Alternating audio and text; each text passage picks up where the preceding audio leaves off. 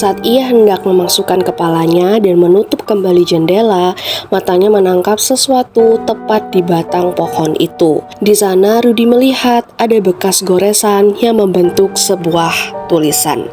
Kembali lagi bersama Let's Go Story. Di malam ini aku akan melanjutkan cerita Penunggu Pohon Jalan Kenanga, dan sekarang sudah masuk ke bagian 3. Di bagian 3 ini mungkin kita akan bisa mengungkapkan sebenarnya ada apa sih, ada rahasia apa di bawah pohon, di bawah akar pohon tersebut.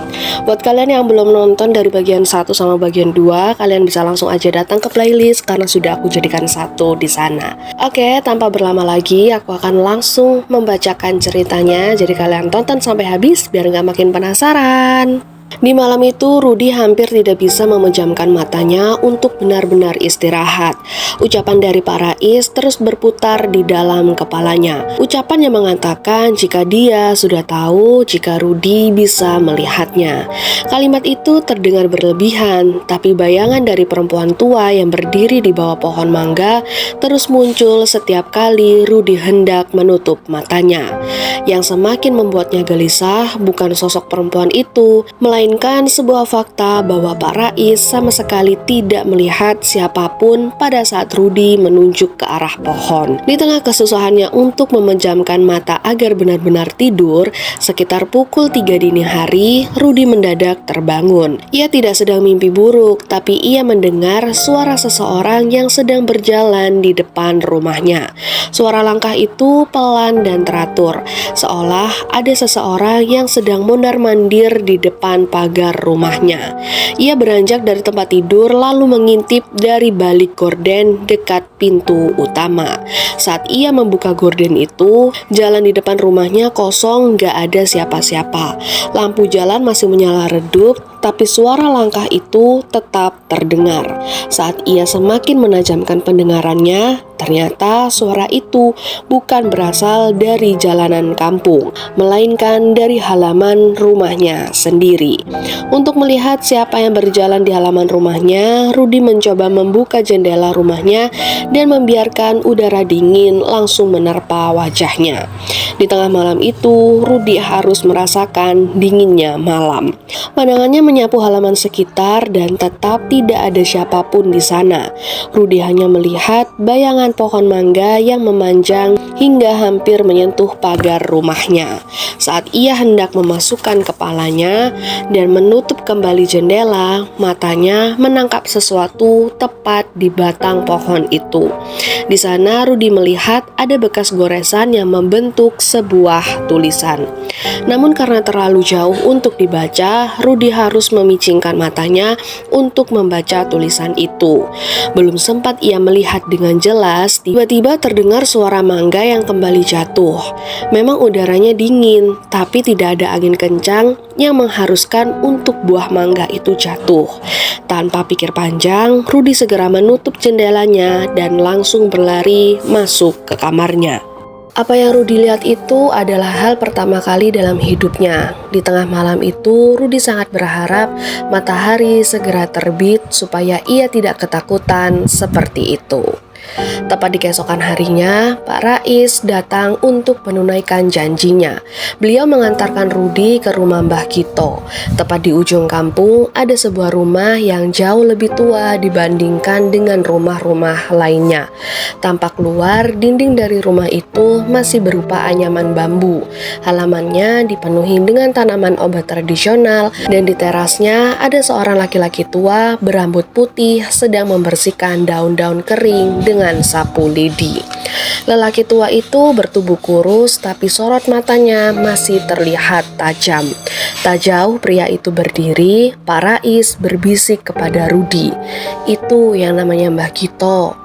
Mereka semua serempak menatap Mbah Gito, seakan sudah tahu siapa yang akan datang. Dari kejauhan pun, Mbah Gito juga mengatakan jika yang datang adalah anaknya Pak Hadi.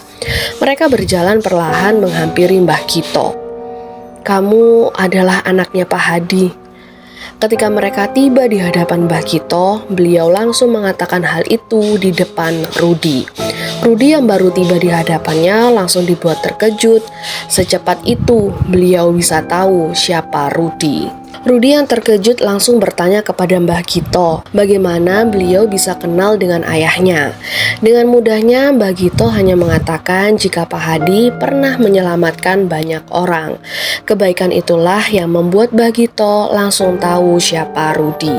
Jawaban dari Mbah Gito semakin membuat Rudi kebingungan, dan tak lama kemudian Mbah Gito langsung menyuruh Rudi dan Pak Rais untuk duduk di kursi kayu tua yang ada di teras rumahnya.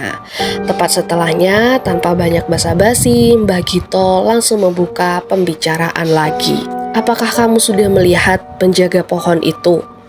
Bukan lagi sebuah jawaban, kali ini pembicaraan itu dibuka dengan sebuah pertanyaan. Rudi pun tidak perlu membantah pertanyaan itu. Ia menjawab dengan anggukan kecil sambil berkata jika ia melihat seorang nenek yang ada di bawah pohon mangga itu. Sebenarnya penunggu dari pohon itu tidak hanya satu. Imbuh Mbah Gito dengan penjelasan berikutnya.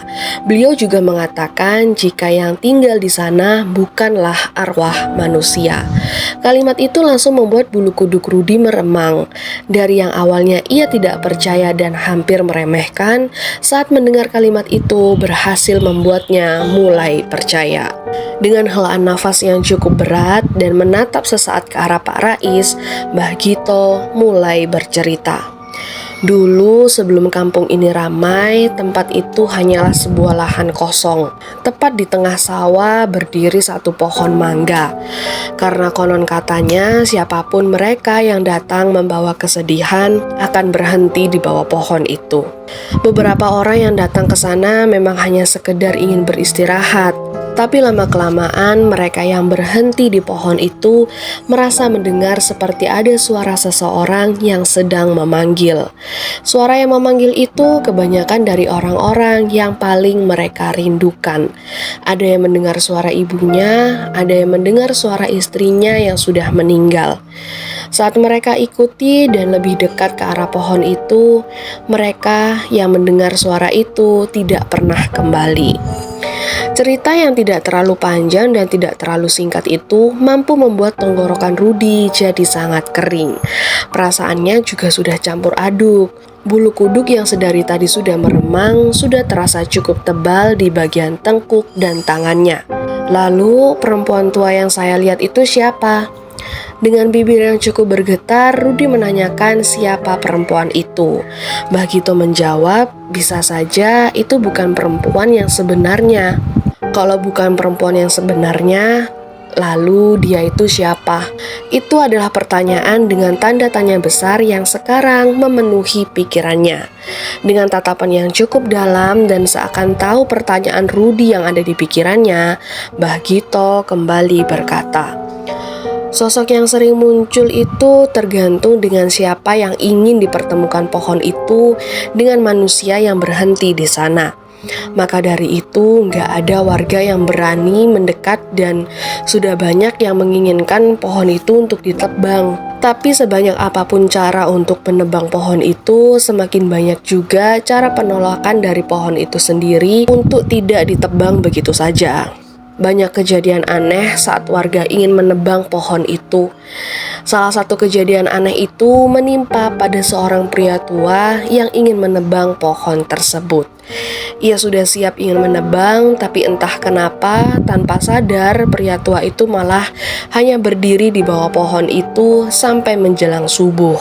Dan setelah 3 harinya, pria itu tidak bisa bicara lagi. Mendengar semua cerita dari Mbah Gito membuat Rudi sulit memasukkannya ke dalam logikanya. Semua cerita itu terdengar sangat mustahil. Tapi saat Rudi memperhatikan mimik wajah dari Pak Rais dan Mbah Gito, mereka tidak menunjukkan bahwa mereka sedang mengarang cerita. Tanpa terasa matahari mulai meninggi. Setidaknya Rudi sudah mendapatkan jawaban tentang pohon itu. Meskipun ia masih ragu dengan cerita dari Mbah Gito. Maka dari itu Rudi tidak ingin terlalu lama berada di rumah Mbah Gito. Mereka memutuskan untuk berjalan pulang dengan perasaan yang setidaknya lega. Rudi dan Pak Rais berjalan meninggalkan halaman rumah Mbah Gito. Di sepanjang jalan mereka hanya terdiam. Tidak ada yang yang berani membuka mulut. Bahkan menatap mata untuk memberikan isyarat pun tidak ada yang berani. Pak Rais berjalan menatap lurus ke depan, sedangkan Rudi berjalan dengan kepala yang tertunduk. Perjalanan pulang mereka sangat tidak terasa. Mereka melangkahkan kaki dengan cepat, hingga akhirnya mereka melewati pohon mangga itu. Mereka berhenti dan sama-sama menatap pohon itu cukup lama. Dari arah belakang mereka, tak jauh mereka berdiri, Mbah Gito ternyata mengikuti langkah kaki mereka untuk pulang. Dan di tempat di mana ia berdiri, Mbah Gito mengatakan sesuatu. "Dia sudah tertarik denganmu." Ucapan yang selalu menggantung itu membuat mereka tersadar dan menoleh ke arah Mbah Gito. "Mulai hari ini jangan pernah melihat ke pohon itu lebih dari beberapa detik. Karena semakin lama kamu memandangnya, semakin mudah dia untuk masuk ke dalam pikiranmu." Setidaknya begitu penjelasan dari Mbah Gito. Rudi hanya tertawa getir dan tidak menjawab apapun. Ia memilih untuk langsung masuk ke dalam rumahnya dan merebahkan tubuhnya di atas kasur. Menjelang sore, langit kembali berubah menjadi jingga. Tanpa sadar, Rudi sudah berdiri di balik jendela ruang tamu. Matanya kembali mengarah ke pohon mangga itu. Di dalam pandangannya, ia teringat dengan pesan Mbah Gito untuk jangan melihat pohon itu terlalu lama. Tapi pada saat itu, ia malah berpikir akan terjadi apa jika ia melanggar larangan dari Mbah Gito. Akhirnya, ia mencoba memandangi pohon itu dan hampir 1 menit lebih tidak menimbulkan kejadian yang aneh. Saat itu Rudi meyakini jika apa yang dikatakan Mbah Gito tadi hanya sebuah karangan cerita. Belum beberapa lama kalimat itu berlalu dari mulut Rudi, tepat di balik batang pohon itu, Rudi melihat ada seseorang yang perlahan keluar. Bukan sosok perempuan tua, melainkan seorang pria lansia yang mengenakan kemeja kotak-kotak berwarna biru. Dan kemeja itu sangat dikenalnya. Rambut dari pria itu sudah memutih seluruhnya. Sosok pria itu kini berhasil keluar dengan tubuh yang seutuhnya. Sosok itu juga mengembangkan senyum yang hangat tepat ke arah Rudi. Seketika Rudi langsung mengenali sosok pria itu. Ia adalah ayah Rudi yang sudah meninggal. Tampang yang Rudi lihat persis seperti terakhir kali ia lihat di rumah sakit. Masih di dalam rumahnya, dengan suara yang lirih, Rudi memanggil sosok itu dengan sebutan ayah. Sosok itu berdiri tepat di bawah pohon dengan mengangkat tangan dan melambaikan tangan ke arah Rudi. Selayaknya anak yang rindu dengan orang tuanya, tanpa sadar Rudi langsung membuka pintu rumah dan melangkah keluar. Ia melangkah tanpa rasa yang berat dan tatapannya yang kosong. Ia terus berjalan menuju pohon itu sampai dari arah halaman rumah Pak Rais yang terdapat seekor burung perkutut tiba-tiba mengamuk di dalam sangkarnya. Suara kepakan sayapnya langsung memecahkan kesunyian. Pak Rais yang baru saja selesai sholat sontak menoleh ke arah jendela. Dengan wajah yang langsung berubah menjadi pucat, ia meneriaki Rudi yang terus berjalan ke arah pohon. Rudi pun tetap berjalan tanpa mendengarkan teriakan Pak Rais. Tepat di hadapan pohon itu, ia tersenyum dengan senyuman yang tipis. Rudi masih belum sadar dengan apa yang telah ia lakukan. Ia hanya menganggap ia sedang menemui seseorang yang telah lama ia tunggu. Akhirnya ya, rahasia, walaupun tidak terlalu banyak rahasia yang terungkap, tapi seenggaknya tahulah pohon itu tuh seperti apa gitu ya.